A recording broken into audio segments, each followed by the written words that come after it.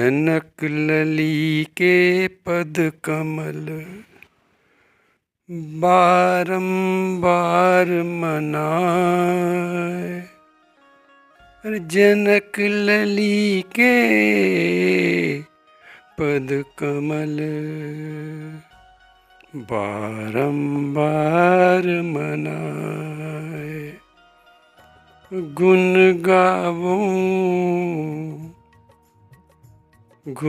गावूं सिय राम के हनुमत हो सहाय।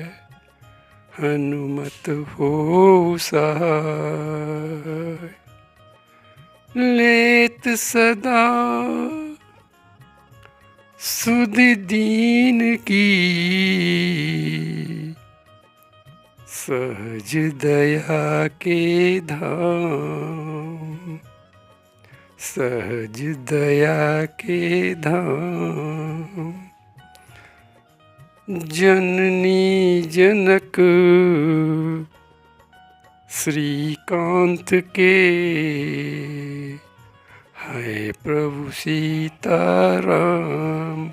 है प्रभु सीताराम। हमारे धर्म ग्रंथों में गुरु को बहुत बड़ा सम्मान दिया गया है। गुरु के विषय में यहाँ तक कह दिया गया है कि गुरु बिनु भवनिधि तरई न कोई कह दिया गया कि गुरु बिनु भवनिधि तरई न कोई। गुरु क्या करता है? गुरु जीव को भगवान से मिलाने का कार्य करता है।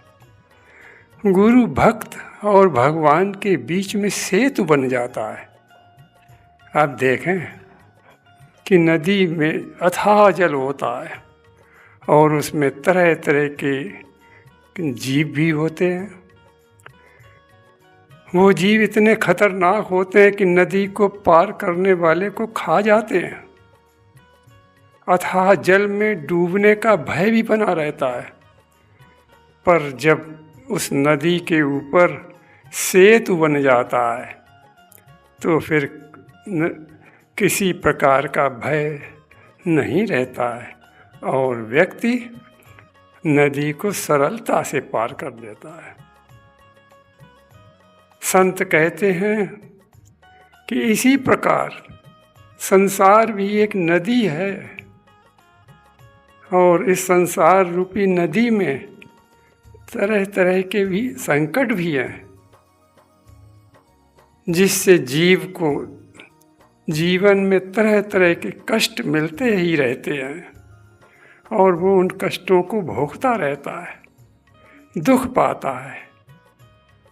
गुरु संसार में जीव और भगवान के बीच में सेतु बनकर भवसागर भी पार करा देता है और भगवान से भी मिला देता है। अब देखें कि हनुमान जी ने सुग्रीव और विभीषण को भगवान से मिला दिया था। शबरी को यदि देखें तो शबरी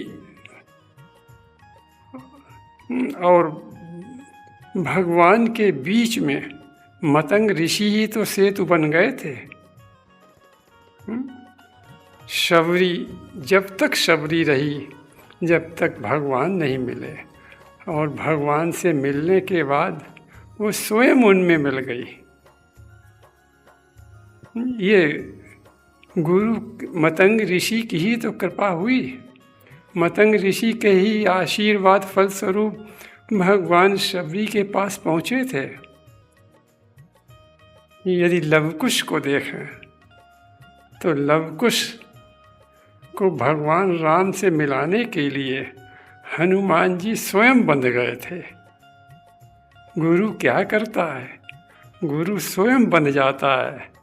स्वयं बंधकर भी यानी संसार में कष्ट सहकर भी, लेकिन भक्त को भगवान से मिलाने का कार्य करता रहता है।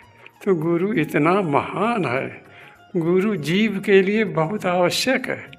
इसीलिए हमारे धर्म ग्रंथ कहते हैं कि गुरु बिनु भव निधि तरई न कोई, तरई न कोई।